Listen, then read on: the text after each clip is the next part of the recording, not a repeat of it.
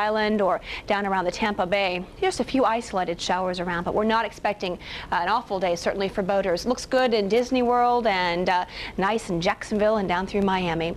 All right, back to our maps, and again, not a bad day at all. Temperatures, we take a look. High temps today in the upper 90s, mid 90s or so around Panama City. Looks like Fort Myers about 93 for a high. Miami Beach 91. Water temperatures, that's nice. Key West mid 80s, low 80s around Merritt Island and Daytona Beach. We'll be right back with a 5-day outlook. Well, we're here with tropical fish dealer Rudy Laszlo, who thinks his zipper bags are fine and won't switch to Gladlock zipper bags. That's correct. Rudy, what do you say we drop these piranhas here into your little fish heaven? Nope. Sealed in either your bag. Place up across New Jersey. We've had heavy tropical downpours at Atlantic City, Wrightstown, and Trenton. And right in the thick of things is our very own Rick Griffin. He's up in Highland, New Jersey, which is just a little bit to the south of New York City. Rick, what's the weather like right now where you are?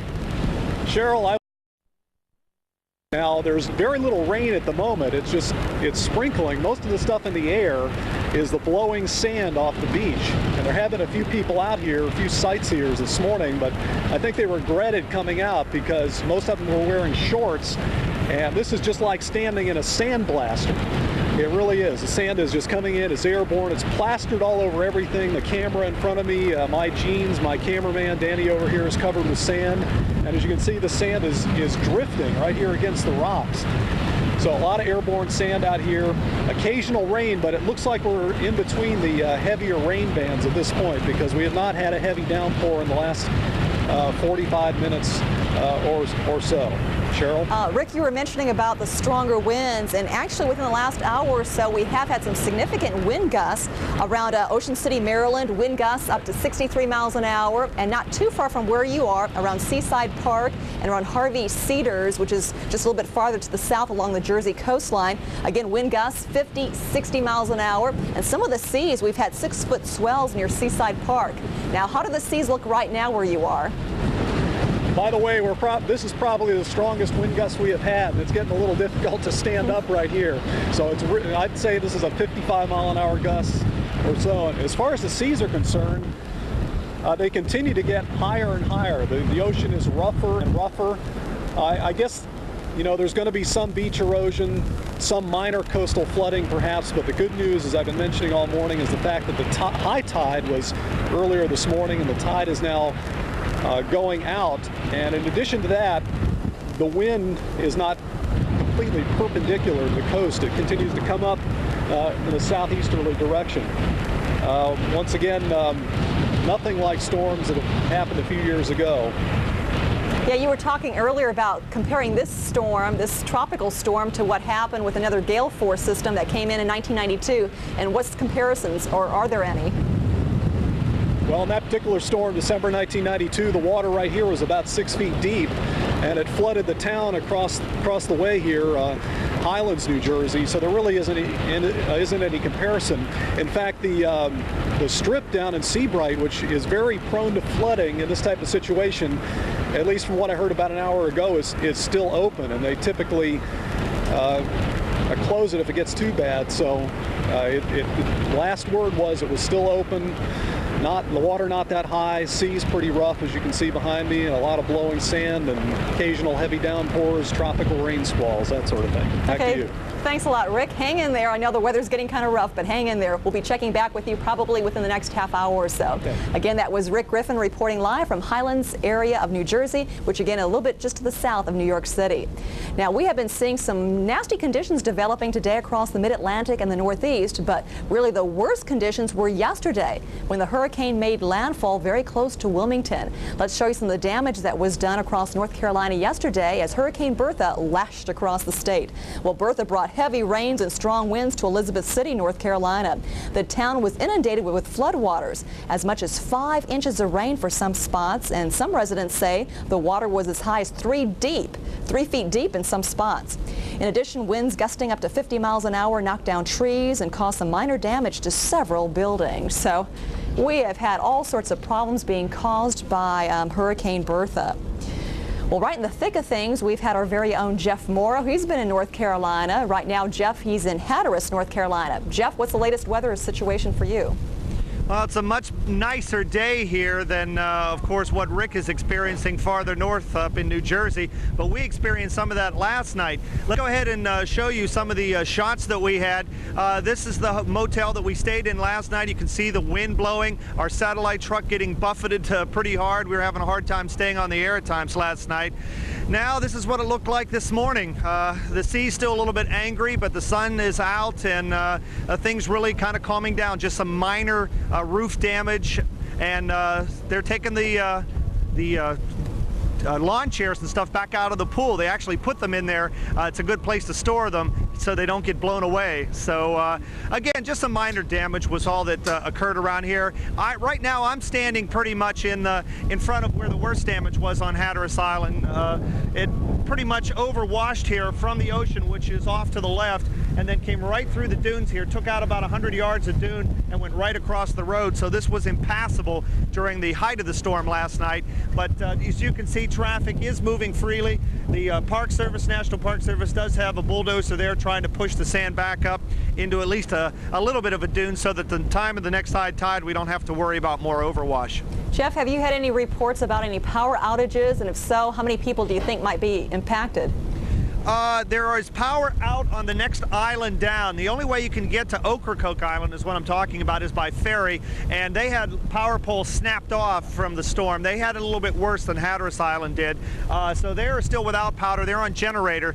Here on Hatteras Island, briefly the power went out last night, but it's now back on. So it's just a few thousand people or so that are down on Ocracoke Island that are without power so far this morning. Well, thank goodness things are slowly, kind of gradually returning back to normal for the folks across North Carolina.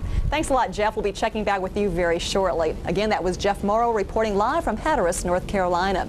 Now, speaking of North Carolina, we still have had reports that the barrier islands remain closed in North Carolina at this point, especially around Wilmington and around Topsail Beach. Those are two areas that were particularly hard hit by Hurricane Bertha when it came on shore, so they still have a lot of damage in those areas. So again, the barrier islands remain closed at this point, but also we have some good news to pass along your way. It looks as if South Carolina beaches came through virtually unscathed, and if you're planning on going vacationing down across the Carolina beaches, like the South Carolina beaches, they seem to be open for business. It's just the outer islands of North Carolina that have had some major problems with Hurricane Bertha.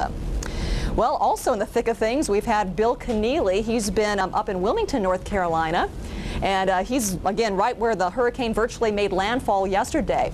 Bill, how's the latest weather information right now?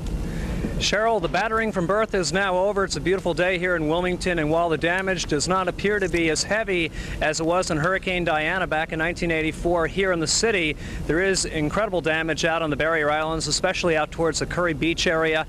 During the last half hour, Governor Hunt of North Carolina and also FEMA Director James Witt have arrived on the scene, and they are now heading over to the barrier islands to inspect all the damage. I want to show you some of the pictures we shot from Wrightsville Beach last evening. You can see the cleanup has begun. A lot of destruction in the Wrightsville Beach area, Carolina Beach as well, and as mentioned, Curry Beach, very hard hit. This was right on the western side of the eye wall. Incidentally, reports from the Sneads Ferry area.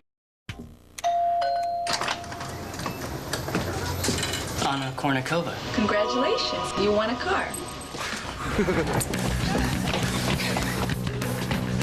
Go to Lycos.com for your chance to win Anna Kournikova's convertible. She'll even join you for a test drive. Did we just leave Anna Kournikova sitting on our front steps?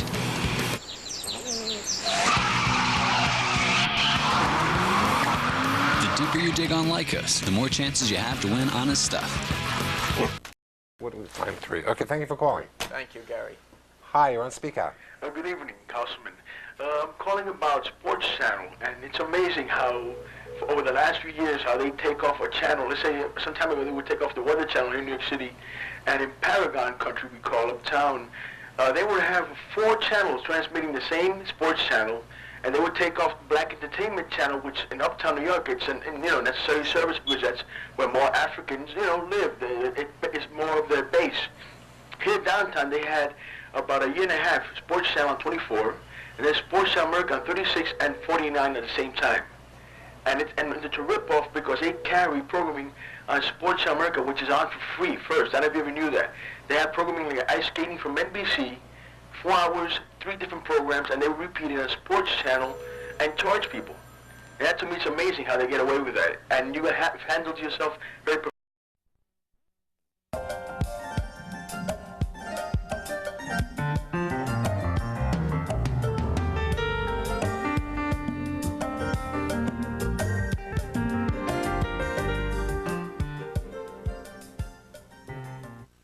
This edition of the Good Morning Forecast is sponsored by Smuckers. With a name like Smuckers, it has to be good.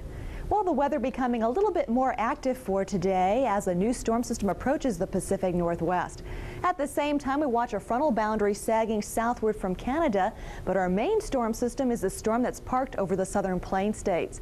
This low pressure system will be tapping into a rich supply of moisture from the Gulf of Mexico, and that's going to be fueling some very nasty thunderstorms today across most of the lower Mississippi Valley. And as the moisture wraps around behind our low pressure system and it becomes entrained with that very cold air, expect some of that rain to turn over to snowfall across Nebraska and Kansas.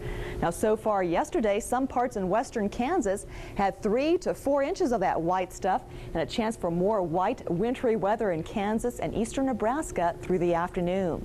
The Northeast, though, rather quiet in comparison, a mixture of clouds and sunshine, maybe a few stray snow flurries up around Caribou, Maine, but certainly nothing of any great consequence. And temperatures rather seasonal or even a tad above normal for this time of the year.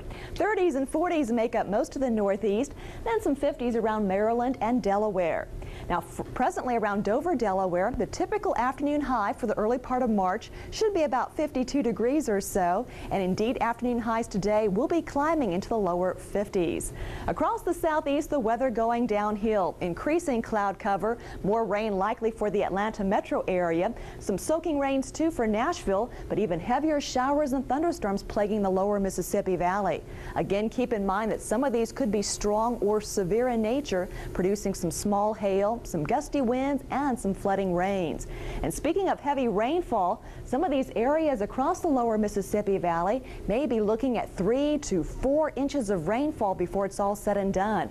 Most of the state of Louisiana is under a flash flood watch, and still some flash flood watches too remaining in effect for eastern Texas. Temperatures nice and mild though across the south with widespread 50s and 60s, even some nice 70s back towards Florida. Again, some chilly rain pulling in across Missouri and Illinois, but the rain changing over to snowfall in Nebraska and Kansas, and temperatures quite chilly. Hot breakfast idea. Smucker's peach preserves on cereal. Jams are naturally fat-free, less than 20 calories per teaspoon. A real man's breakfast. With a name like Smucker's, it has to be good. Lysol spray use number 64. That funky smell in the garbage can. Use number 75. Rover's latest surprise. Use number 72. The busiest seat in the house. Lysol disinfectant spray. There's nothing this can can't do. Cadillac engineers have focused on making the Cadillac DeVille better and better. Now it's our accountant's turn. Because for a limited time, you can lease a new 1993 Cadillac DeVille for only $449 a month for 24 months. See your Cadillac dealer now for details. Because you'll appreciate what our accountants have done every month and what our engineers have done every day.